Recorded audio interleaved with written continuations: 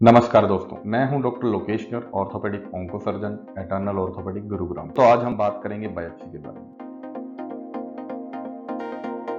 Biopsy एक बहुत ही इंपॉर्टेंट स्टेप होता है ठीक डायग्नोसिस के लिए, क्योंकि ठीक डायग्नोसिस से ही हम ठीक ट्रीटमेंट पा सकते हैं। आइए, बायोप्सी क्या होता है? बायोप्सी एक प्रोसीजर है जिसमें हम किसी भी गांठ से वहां से थोड़ा सा सैंपल निकालकर हम उसको हिस्टोपैथोलॉजिकल एग्जामिनेशन के पैथोलॉजिस्ट के पास भेजते हैं, जो कि उसे माइक्रोस्कोप में देख के बताते हैं कि वो किस टाइप का कैंसर है या ट्यूमर है, वो बिनाइन है या मैलिग्नेंट है। बायोप्सी हमेशा एक वेल प्लान होनी चाहिए और ठीक से होनी चाहिए, तभी हमारा ठीक डायग्नोसिस बनेगा और ठीक डायग्नोसिस के बाद ही हम एप्रोप्रिएट ट्रीटमेंट पा सकते हैं। इसके कुछ टाइप्स होते हैं, जैसे कि FNAC, core needle biopsy, incisional biopsy और एक्सिजनल बायोप्सी। तो आइए हम जानते हैं ये भिन्न प्रकार की बायोप्सीज कैसे होती हैं, क्या करते हैं और किस टाइप की बायोप्सी हमें करनी चाहिए, किसे करनी चाहिए। तो FNAC एक प्रोसीजर है जिसमें कि हम बहुत ही पतली नीडल गांठ के अंदर डालते हैं और उस नीडल के पीछे जो सिरिंज होती है उसके अंदर सक्शन करते हुए हम सैंपल इकट्ठा करते हैं। जब नीडल इतनी पतली होती है कि जैसे कि इसके अंदर हम यूजुअली 20 से 22 गेज की नीडल को ही हम यूज करते हैं, तो इतनी पतली नीडल में हम टिश्यू नहीं निकाल सकते। टिश्यू का मतलब कि जब पर्टिकुलर सेल्स जब इकट्ठे होके एक स्ट्रक्चर बनाते हैं, जो कि उन सेल्स का एक पर्टिकुलर एनवायरनमेंट होता है, उसके अंदर कनेक्टिव टिश्यू भी रहते हैं, तो हम उसको टिश्यू सैंपल बोलते हैं। FNAC में जनरली हम सिर्फ सेल्स को निकालते हैं और उन सेल्स का ही हिस्टोपैथोलॉजिकल एग्जामिनेशन कर पाते हैं। उसको माइक्रोस्कोप में देखकर हम सिर्फ सेल्स के बारे में बता सकते हैं, बट हम उन सेल्स का आपस में क्या अरेंजमेंट है, मतलब कि आर्किटेक्चर कैसा है, जो कि एक बहुत ही इंपॉर्टेंट एस्पेक्ट होता है ठीक डायग्नोसिस बनाने के लिए। FNAC एक बहुत ही छोटा प्रोसीजर होता है, लोकल एनेस्थीसिया की भी कई बार जरूरत नहीं पड़ती, ये OPD प्रोसीजर होता है। FNAC के अंदर हम एंसिलरी टेस्ट नहीं कर पाते, जैसे कि इम्यूनोहिस्टोकेमिस्ट्री। इम्यूनोहिस्टोकेमिस्ट्री एक टाइप का टेस्ट होता है जो कि स्लाइड्स के ऊपर स्पेशल डाई डालकर हम ये पता करते हैं कि ये कैंसर या ट्यूमर किस टाइप का है। IHC एक बहुत ही इंपॉर्टेंट पार्ट है फाइनल डायग्नोसिस बनाने के लिए, क्योंकि अगर हमारा डायग्नोसिस ठीक नहीं होगा, क्योंकि कई बार माइक्रोस्कोप में हमें कुछ सैंपल एक जैसे ही दिखते हैं, उसमें हमें लगता है कि सेल का स्ट्रक्चर सेम है, आर्किटेक्चर सेम है टिश्यू का, बट मॉलिक्यूलर लेवल पर वो कुछ और होता है। उसको जानने के लिए हमें कुछ स्पेशल डाई लगानी पड़ती है। स्पेशल डाई से हम ठीक डायग्नोसिस बना पाते हैं, क्योंकि कई बार टाइप ऑफ ट्यूमर या कैंसर चेंज होने पर हमारा कीमो या फिर रेडिएशन या फिर प्रोग्नोस्टिक वैल्यू वो चेंज हो जाता है। जनरली FNAC का हमारी प्राइमरी डायग्नोसिस में ऑर्थोपेडिक ऑन्कोलॉजी में कोई रोल नहीं हो। इसका मेन रोल ये रहता है कि हम ये देख सकते हैं कि किसी पेशेंट को अगर कोई पहले बीमारी थी तो वो गांठ फिर से आ गई है, तो जस्ट टू नो कि वो रिकरेंस उसी ट्यूमर का है, तो ये जानने के लिए हम उसका यूज करते हैं। दूसरा यूज होता है दोस्तों कि अगर बाय चांस वो ट्यूमर या कैंसर आसपास के रीजनल लिम्फ नोड में अगर वो चला जाता है और वहां की लिम्फ नोड अगर स्वेलिंग आ जाती है, तो ये जानने के लिए क्या वो ये कैंसर उस लिम्फ नोड तक पहुंच चुका है, तो हम FNAC करते हैं। अब आपके मन में सवाल आएगा कि जब हम उसका रोल प्राइमरी डायग्नोसिस में ही नहीं बना सकते FNAC से, तो हम रिकरेंस कैसे जान सकते हैं? दोस्तों, रिकरेंस में हम साइटोलॉजिकल एग्जामिनेशन ही काफी रहता है, या फिर मेटास्टेसिस में भी साइटोलॉजिकल एग्जामिनेशन ही काफी रहता है। उसके लिए हमें पूरा बायोप्सी का जरूरत नहीं होता या फिर टिश्यू आर्किटेक्चर का जरूरत नहीं होता कंफर्म करने के, क्योंकि हमारे पास ऑलरेडी प्राइमरी डायग्नोसिस है। तो हम FNAC करके सिर्फ साइटोलॉजिकल एग्जामिनेशन से ये एटलीस्ट बता सकते हैं क्या ये रिकरेंस है या फिर ये कैंसर किसी लिम्फ नोड में जा चुका है। एक चीज हमेशा ध्यान रखना कि जो FNAC का डायग्नोस्टिक यील्ड है, मतलब कि एक्यूरेसी जो है, वो 60 to 65% ही रहती है। नेक्स्ट टाइप की बायोप्सी होती है कोर नीडल बायोप्सी। जैसे कि आप यहाँ देख रहे हैं, हमारे पास ये दो टाइप की नीडल है। इसे हम जमशेदी नीडल कहते हैं, इसे हम ट्रू गट बायोप्सी नीडल कहते हैं। जमशेदी नीडल यूजुअली मैं हमेशा बोन कैंसर में यूज करता हूँ, जब बोन कैंसर की हमें बायोप्सी करनी होती है, और ट्रू गट बायोप्सी का नीडल मैं तब यूजुअली यूज करता हूँ जब हमें किसी सॉफ्ट टिश्यू सार्कोमा या सॉफ्ट टिश्यू ट्यूमर की बायोप्सी करनी होती है। तो जमशेदी नीडल यूजुअली मैं यूज करता हूँ 8 गेज की, मतलब कि जितना कम नंबर होता है ये नीडल उतनी ही मोटी हो जाती है, हम ज्यादा अच्छे से सैंपल निकाल सकते हैं, ज्यादा टिश्यू निकाल सकते हैं और आर्किटेक्चर भी ज्यादा अच्छे से मेंटेन रहता है। और जब हम ट्रू कट बायोप्सी नीडल करते हैं तो मैं यूजुअली 14 गेज की नीडल यूज करता हूँ। जैसा कि मैं आपको बता चुका हूँ कि कोर नीडल बायोप्सी में एक पूरे टिश्यू का पार्ट निकल के आता है। वो नीडल काफी मोटी होती है और उसके अंदर जो सेल्स का एक दूसरे के साथ जो रिलेशन होता है वो मेंटेन रहता है, जो कि हमें डायग्नोसिस के लिए बहुत इंपॉर्टेंट होता है। ये भी एक ओपीडी प्रोसीजर होता है, यूजुअली हम लोकल एनेस्थीसिया के अंदर कर सकते हैं। इसके अंदर ब्लीडिंग का चांस भी बहुत ही कम होता है क्योंकि चीरा बहुत ही छोटा लगता है। और सबसे इंपॉर्टेंट कोर नीडल बायोप्सी का ये रहता है कि जब हम बायोप्सी करते हैं तो वो कैंसर या ट्यूमर आसपास नहीं फैलता है। काफी लोगों को ये मिथ रहता है कि बायोप्सी करने से कैंसर फैल जाता है, बट सही बात यह है कि अगर बायोप्सी ठीक तरीके से ना की जाए या सही डॉक्टर द्वारा ना की जाए तो ये कैंसर फैल सकता है बायोप्सी करने से। बट कोर नीडल बायोप्सी में हमारे कैंसर फैलने की उम्मीद बहुत ही कम होती है क्योंकि बहुत ही छोटे ट्रैक के थ्रू हम नीडल डालते हैं, जिसमें कि ब्लीडिंग भी बहुत कम होती है और उसके फैलने की डिफरेंट प्लेन में उम्मीद भी बहुत कम होती है। यूजुअली हम सेम ट्रैक से अलग अलग डायरेक्शन में 5-6 कोर लेते हैं। 5 से 6 कोर लेना बहुत इंपॉर्टेंट होता है, जिससे कि हम ये जान जाते हैं कि वो जो ट्यूमर होता है अगर उसका कुछ पार्ट में कैंसर है, कुछ पार्ट में कैंसर नहीं है, तो ताकि हम हर पार्ट के एरिया, ट्यूमर के हर पार्ट को हम टारगेट कर लें, हर पार्ट से हम कुछ कुछ सैंपल निकाल लें ताकि हमारा डायग्नोसिस गलत ना हो और हमारी एक्यूरेसी काफी बढ़ जाए। एक चीज हमेशा ध्यान रखनी होती है, जब भी हम कोर नीडल बायोप्सी करते हैं, या तो जमशेदी से करते हैं या फिर ट्रू कट बायोप्सी से करते हैं, तो कभी भी जब भी हम, जैसे कि अगर हम किसी, ये गांठ है और उससे हम बायोप्सी कर रहे हैं और हमने यहाँ से अगर नीडल डालते हैं, तो हमेशा ध्यान रखना है कि ये नीडल इस वॉल से या इस बाउंड्री से बाहर नहीं जानी चाहिए। अगर इस बाउंड्री से बाहर जाएगी तो ट्यूमर यहाँ इस एरिया में फैल जाएगा। तो हमेशा हमें ध्यान रखना है कि हम कभी भी उस गांठ की पीछे की वॉल को कभी भी वायलेट ना करें बायोप्सी करते हुए। इसकी डायग्नोस्टिक यील्ड बहुत अच्छी होती है, 90 to 95% एक्यूरेसी के साथ। और एक चीज हमेशा ध्यान रखना होता है कि जब किसी बोन के अंदर बोन खाने वाले कैंसर जब होते हैं तो उसकी डायग्नोस्टिक यील्ड ज्यादा होती है, ज्यादा अच्छी होती है बजाय कि हड्डी बनाने वाले कैंसर से। डायग्नोस्टिक यील्ड बोन ट्यूमर और सॉफ्ट टिश्यू ट्यूमर में बराबर रहती है कोर नीडल बायोप्सी। और जैसे कि ये मैं आपको एक छोटा सा एक वीडियो है, अगर आप देखेंगे कि हम बायोप्सी करते कैसे हैं कोर नीडल बायोप्सी से, तो आप इसके बारे में थोड़ा सा अच्छे से समझ पाएंगे। जैसा कि ये हमने देखा कि नीडल हमने डाली है, थोड़ी सी मोटी होती है, बोर टाइप की नीडल।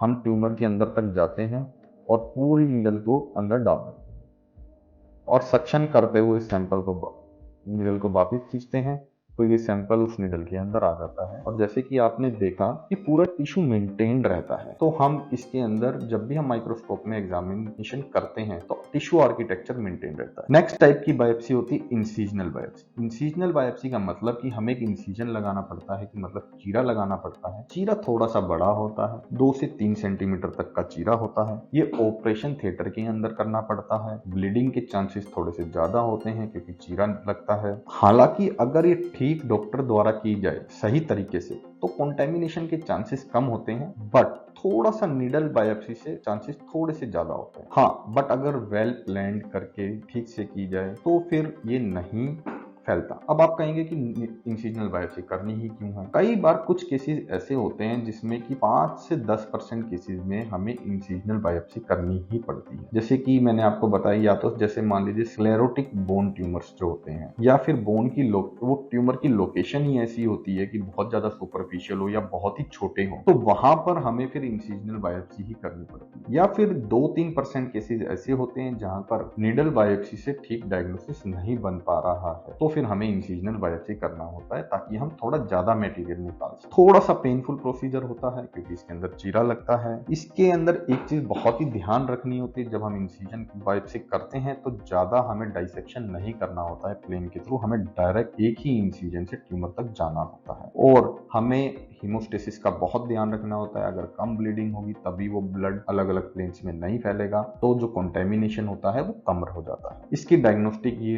लगभग 100% होती है। दूसरी एक लास्ट टाइप होता है एक्सिजनल बायोप्सी, जिसकी की डायग्नोस्टिक यील्ड 100% होती है।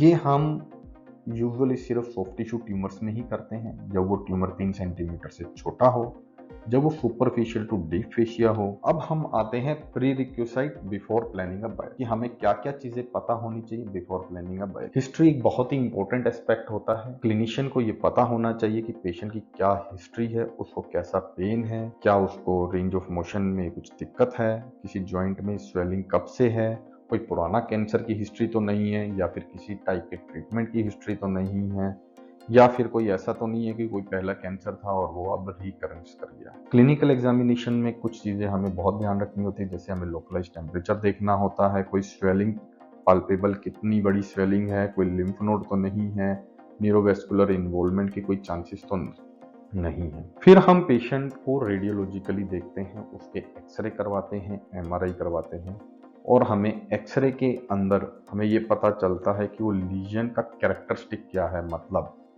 कि एक्सरे डायग्नोसिस के लिए बहुत ही इंपॉर्टेंट होता है। एमआरआई भी हम करवाते हैं, और एमआरआई हमेशा कंट्रास्ट एमआरआई होनी चाहिए, पूरी की पूरी बोन इन्वॉल्व, जिस भी बोन के अंदर जो गांठ है पूरी की पूरी बोन का एमआरआई होना चाहिए, कंट्रास्ट विद डिफ्यूजन वेटेड।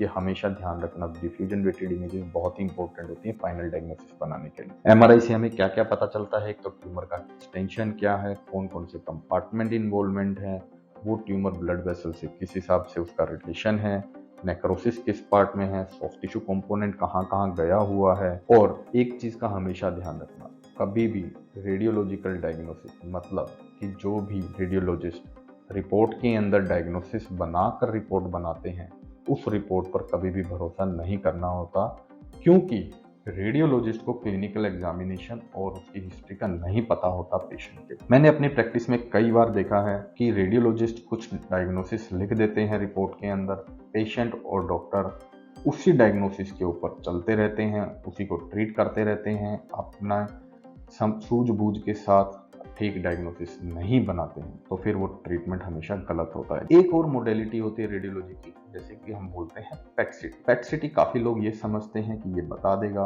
कि वो गांठ कैंसरस है या फिर वो बिनाइन है, बट ऐसा नहीं होता। पेट का मोस्ट इंपॉर्टेंट रोल होता है स्टेजिंग इन्वेस्टिगेशन, वो कभी भी डायग्नोस्टिक इन्वेस्टिगेशन नहीं होती। हालांकि पेट को हम कुछ कार्टिलेजिनस ट्यूमर में हम यूज करते हैं बायोप्सी से पहले, ये जानने के लिए कि हमें कौन सा एरिया टारगेट करना है बायोप्सी के लिए। मैं ये आपको एक केस दिखाना चाहूंगा। ये एक 20 साल के लड़के का केस है, जिसमें कि हम ये देख पा रहे हैं कि एक 20 साल के बच्चे को ये पेल्विस बोन के अराउंड कुछ लीजन है, और जैसे कि एमआरआई में आप देख पा रहे हैं ये हड्डी है ब्लैक कलर में, और ये वाइट जो है इतना बड़ा सॉफ्ट टिश्यू एक्सटेंशन मास उसके अंदर है, और ये एमआरआई पे साफ साफ दिख रहा है। बट अब आप देखेंगे कि एमआरआई में उन्होंने रिपोर्ट किया हुआ है इन्फेक्टिव ईटियोलॉजी और इन्फेक्टिव सैक्रोइलेटिस, तो क्लिनिशियन ने इनका टीबी का ट्रीटमेंट स्टार्ट कर लिया है। एक हमारे देश का एक बहुत ही बड़ा दुर्भाग्य है कि मैक्सिमम जगह पर जब भी कुछ ऐसा कुछ दिखता है, कुछ समझ में नहीं आता है, तो हमारे देश में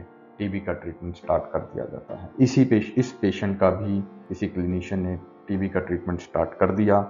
उन्होंने अपना दिमाग नहीं लगाया, उन्होंने ये नहीं सोचा कि बायोप्सी करके पहले से प्रूव तो कर दिया जाए कि टीबी है भी या ये कुछ और भी हो सकता है। जब तक ये पेशेंट मेरे पास आया तब तक ट्यूमर इतना बड़ा हो चुका था और फैल चुका था, और लास्ट में ये पेशेंट नहीं बचा। और ये दूसरा केस मैं आपको दिखाऊंगा, एक 25 साल के यंग मेल का, उसकी भी हड्डी में कुछ ऐसी ही गांठ थी, और इसका एमआरआई करवाया गया। एमआरआई में जैसे कि आप देखेंगे कि जैसे ये लीजन है हड्डी के अंदर, ये जो व्हाइट कलर का दिख रहा है, और इसके डायग्नोसिस में, एमआरआई रिपोर्ट के डायग्नोसिस में उन्होंने बहुत ही स्पेसिफिकली लिखा कोंड्रोमिक्सोइड फाइब्रोमा, जो कि एक बिनाइन टाइप का ट्यूमर था।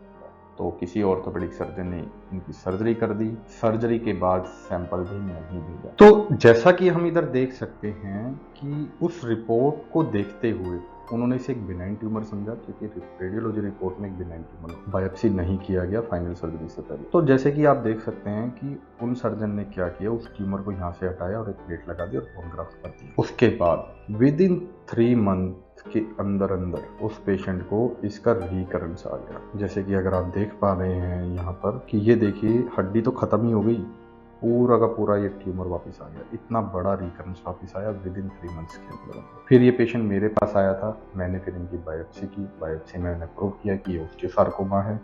जो कि एक बोन का कैंसर का टाइप है। पर जब हमने उनका पेट-सीटी किया, स्टेजिंग इन्वेस्टिगेशन की, तब तक वो कैंसर काफी जगह पर फैल चुका था। मैंने इस पेशेंट को एडवाइस किया था कि एम्पुटेशन करवा लो, जो कि पैलिएटिव ही रहेगा, बट पेशेंट तैयार नहीं हुआ उस चीज के लिए और अल्टीमेटली वो पेशेंट फिर एक्सपायर कर गया। अब हम देखते हैं कि हमें आगे कैसे प्रोसीड करना चाहिए, जबकि हमारे पास पेशेंट की क्लिनिकल हिस्ट्री है, क्लिनिकल एग्जामिनेशन है, उसकी एक्सरे एमआरआई की रिपोर्ट्स हैं और वो उसकी रेडियोलॉजिकल एग्जामिनेशन भी है हमारे पास। उसके दिमाग में, सर्जन को हमेशा अपने दिमाग में एक प्रोविजनल प्लान पहले से ही तैयार कर लेना चाहिए, क्योंकि ये बहुत ही इंपॉर्टेंट है बायोप्सी से पहले। ऐसा क्यों? क्योंकि बायोप्सी का जो स्कार होता है वो फाइनल सर्जरी के इंसिजन के अंदर ही आना चाहिए। ये बहुत ही इंपॉर्टेंट होता है और बायोप्सी ट्रैक को फाइनल सर्जरी के साथ हमें स्पेसिमेन के साथ ही निकालना होता है, बिना उसे हटाए। ये बहुत ही इंपॉर्टेंट है, क्योंकि बायोप्सी का जो भी ट्रैक रहता है वहां पर हम ये मानकर चलते हैं कि कुछ तो ट्यूमर वहां पर आसपास कॉन्टेमिनेट किया होगा, तो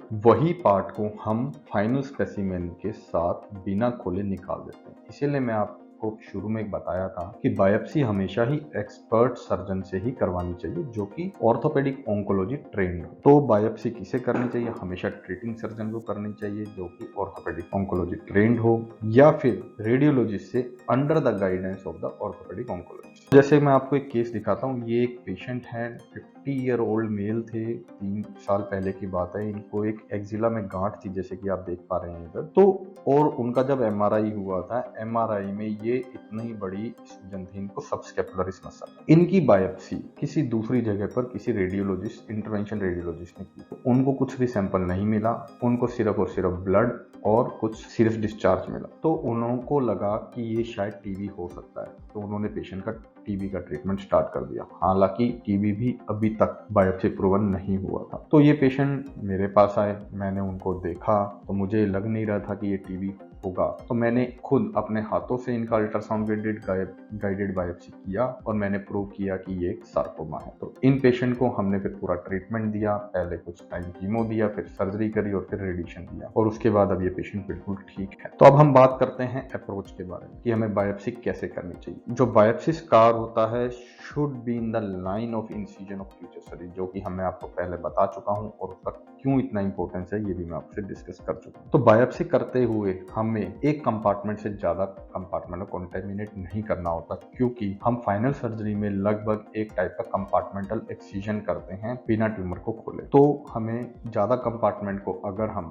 कॉन्टेमिनेट करेंगे तो हमें ज़्यादा कंपार्टमेंट निकालने पड़ेंगे। ज़्यादा कंपार्टमेंट निकालने से पेशेंट की फंक्शनल मॉर्बिडिटी ज़्यादा खराब हो जाती है। हमें हमेशा बायोप्सी के दौरान न्यूरोवेस्कुलर स्ट्रक्चर को अवॉइड करना चाहिए। जितना भी कोशिश करें हमें shortest possible distance from skin लेना चाहिए। Always try to take sample from a periphery, मतलब जो ट्यूमर होता है उसके बाहर वाले भाग से। जैसे मान लीजिए ये ट्यूमर है तो हमें बाहर वाले एरिया से ही सैंपल लेना चाहिए, क्योंकि बीच में हमें सिर्फ नेक्रोटिक मटेरियल मिलता है। अगर हम यहाँ से बायोप्सी करते हैं नेक्रोटिक मटेरियल से, तो हो सकता है कि हमें कुछ भी रिपोर्ट में ना मिले और फाइनल डायग्नोसिस ठीक से ना बने। बट हाँ, एक इसमें एक्सेप्शन होती है। जब भी टिबिया के एडिमेंटिनोमा की हम बायोप्सी करते हैं तो हमें सेंटर ऑफ द लीजन से करनी होती है। अब जैसे कि मैं आपको ये बताना चाह रहा हूँ, ये एक केस था, एक इंटरनेशनल पेशेंट थे, उनका एज था लगभग 18 से 20 साल। अब अगर आप देखेंगे तो इस पेशेंट को एक ऑस्टियोसार्कोमा था नी का, डिस्टल फीमर का। पहले से देखो इनकी कितनी सारी बायोप्सीज कर चुके हैं अलग अलग सर्जन।